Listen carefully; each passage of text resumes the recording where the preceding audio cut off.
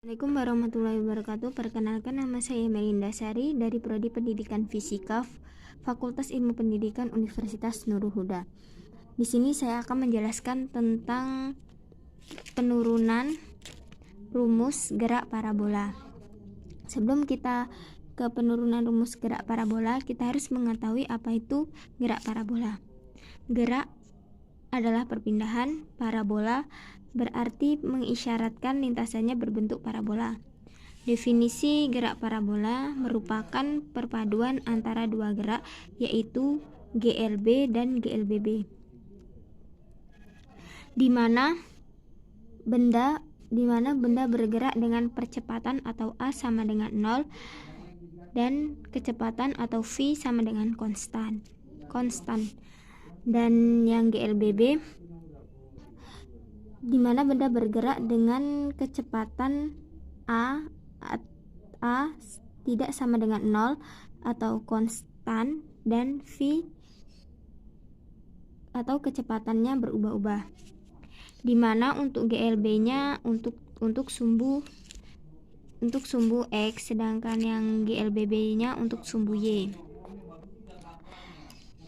Jadi di sini pada sumbu X berlaku persamaan GLB, yaitu X sama dengan Vx kali T. Nah, sedangkan di GLBB itu ada 3 persamaan, yaitu Vy sama dengan V0y plus minus GT. Yang kedua, Vy kuadrat sama dengan V0y kuadrat plus minus 2GH. Yang ketiga, H sama dengan V0T plus minus 1/2 GT kuadrat. Nah, ketika plus, gerak dipercepat atau dia turun, sedangkan dia minus, yaitu gerak diperlambat atau dia naik. Nah, itu tadi sedikit persamaan yang perlu kita ingat berkaitan GLB dan GLBB. Persamaan ini nanti yang akan kita pakai di gerak parabola. Sekarang kita analisis gerak parabola.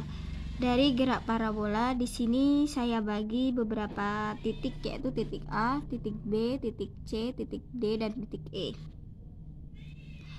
Nah, yuk kita analisis masing-masing titik. Yang pertama yaitu titik A. Nah, ketika di titik A, di sini titik awal benda mulai bergerak. Dia bergerak membentuk sudut seperti ini. Dia bergerak dengan kecepatan V0, tapi membentuk sudut theta terhadap sumbu X. Karena posisi membentuk sudut, maka kecepatan awalnya kita uraikan dulu. Ada yang ke sumbu X, ada yang ke sumbu Y. Yang ke sumbu X kita anggap V0x, yang ke sumbu Y kita anggap V0y. Nah, teman-teman masih ingat bagaimana cara menguraikan vektor? Di sini V0x atau V0y yang mengapit sudut theta. Yang mengapit sudut theta yaitu V0x. Jadi nilai V0x yaitu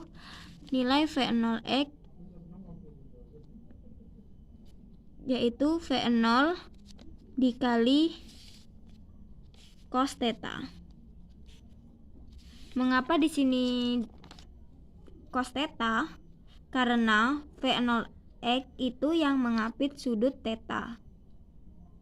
Jadi nilai V0y sama dengan V0 dikali sin theta. Kenapa sin theta?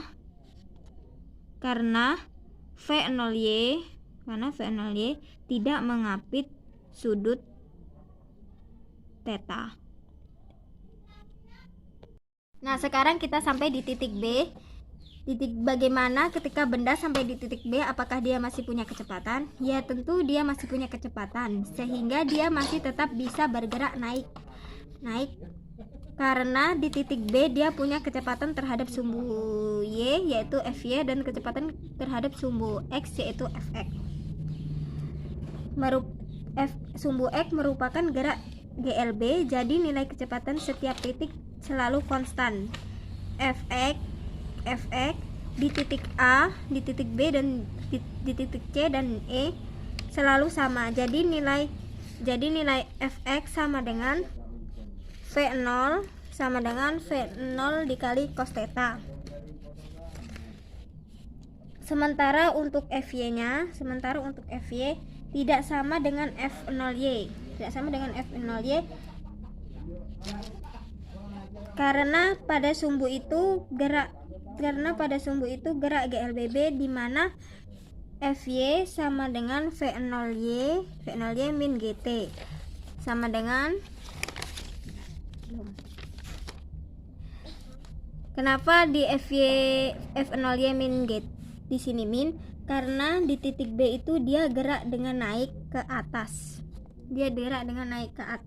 Itu dia geraknya merupakan gerak GLBB diperlambat. Jadi Fy sama dengan V0y min GT sama dengan V0 atau V0 sin theta min GT.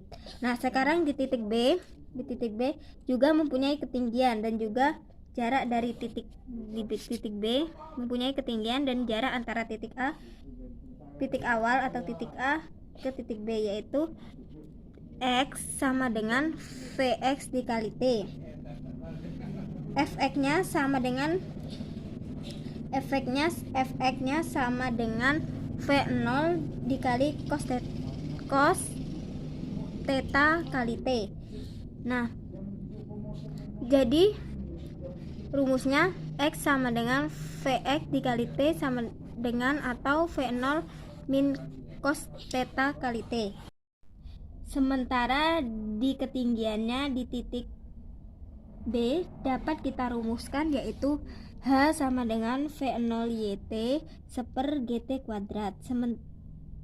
V0-nya kita ganti jadi V0 sin theta seper 2 GT kuadrat, atau H sama dengan V0 dikali YT seper 2 atau V0 sin theta seper 2 GT kuadrat. Nah, itu benda berada di titik B. Nah, sekarang kita berada di titik C atau titik puncak. Benda berada di titik C atau titik puncak sampai di titik puncak atau titik tertinggi, apakah dia masih punya kecepatan? Iya, dia masih punya kecepatan. Buktinya apa? Itu kan di titik tertinggi, masa ia masih punya kecepatan? Kalau dia sudah tidak punya kecepatan, dia tidak mungkin bergerak ke kanan ke titik D. Dia akan jatuh bebas ke bawah. Nah, yang habis itu nilai Fy-nya sama dengan 0. Jadi ketika sampai di titik puncak, Fy sama dengan 0, tapi titik C masih punya kecepatan terhadap sumbu X, yaitu Fx, di mana Fx sama ketika tadi di titik A, di titik B, dan di titik A dan B. Jadi nilai Fx sama dengan V0x, yaitu V0 cos theta. Sementara Fy-nya sama dengan 0. Nah, jadi dari persamaan Fy sama dengan F0y min GT sama dengan V0 di sin theta min GT. Di titik C itu F-nya sama dengan 0. Di sini ditulis 0 sama dengan sin theta min GT atau T sama dengan V0 sin theta per G. Nah, ketika sampai di titik C, ketika sampai di titik C merupakan ketinggian maksimum. Nah, berapa sih ketinggian maksimum dari titik C? Yaitu kalau di sini untuk mencari persamaan tinggi yaitu H sama dengan V0 sama dengan sin theta T kali 1/2 GT kuadrat. Nah, dari persamaan itu jadi mencari H max-nya, mencari H max sama dengan persamaannya juga H max sama dengan V0 sin theta kali T kali 1/2 GT kuadrat. Cuma di sini T-nya yang kita gunakan T yang sampai di titik puncak ini. Jadi nilai H max-nya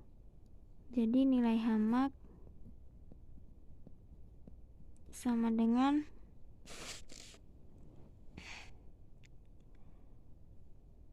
V0 sin theta dikali V0 sin theta 1/G dikurang 1/2 G V0 sin per G kuadrat atau G kuadrat atau H max sama dengan V0 sin kuadrat theta per 2G. Nah, sekarang kita lanjut ke titik E atau titik terjauh. Loh, kok nggak ke titik D dulu? Oke, jadi di sini yang titik D persamaannya sama dengan titik B. Cuma karena di titik D itu geraknya dia udah turun, di titik D itu dia turun atau dipercepat, maka di sini persamaannya kita ganti tanda positif. Yang persamaan ini kan ini V0Y min GT sama dengan V0 sin theta min GT. Nah, di sini karena dia turun diganti dengan tanda positif, yang min GT ini jadi plus GT, atau VY sama dengan V0Y plus GT sama dengan V0 sin theta plus GT. Oke, kita lanjut di titik E atau titik terjauh. Bagaimana sekarang di sini benda bergerak melalui lintasan parabola. Ketika dari A ke C butuh 2 sekon, maka dari A ke E kita butuh waktu berapa sekon? Berarti 2 kali dari 2 kalinya, jadi 4 sekon. Nah, di sini waktu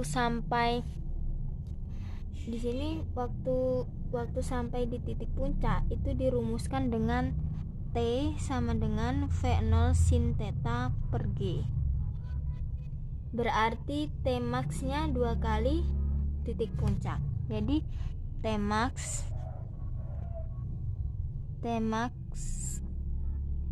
berarti T max-nya sama dengan 2 kali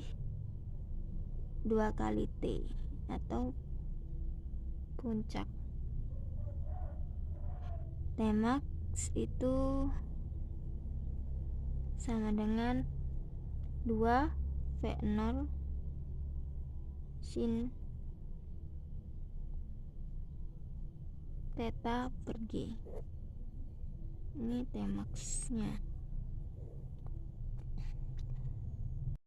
Nah, ketika benda sampai di titik E, ini jaraknya terjauh jaraknya terjauh atau X-max. Bagaimana cara mencari X-max? Di sini X itu adalah V0 dikali cos theta dikali T. Jadi X-max-nya yaitu V0 dikali cos theta dikali T max. Nah, T-nya ini sudah dapat dari ini. Jadi nilai X-max sama dengan V0 sama dengan cos theta dikali 2 V0 sin theta per G. Nah, ini kalau kita kalikan jadi V0 dikali V0 jadi V0 kuadrat. Nah, cos theta dikali 2 sin theta atau 2 sin theta dikali cos theta sama dengan sin 2 theta per G. Jadi nilai X max-nya yaitu V0 kuadrat dikali sin 2 theta per G. Nah, untuk mencari waktu sampai puncak yaitu dengan rumus T sama dengan V0 sin theta per G. Dan untuk mencari tinggi maksimum yaitu dengan rumus H max sama dengan V0 dikali sin kuadrat per theta per 2 G. Ini mencari tinggi maksimum. Dan untuk mencari waktu titik terjauh yaitu dengan cara T max sama dengan V2 V0 dikali sin theta per G. Nah, untuk mencari jarak terjauhnya yaitu X max sama dengan V0 kuadrat dikali sin 2 theta per G. Nah, oke, itu tadi sedikit penjelasan tentang penurunan rumus gerak parabola. Mohon maaf jika banyak kekurangan, saya akhiri. Wassalamualaikum warahmatullahi wabarakatuh. Thank you for watching.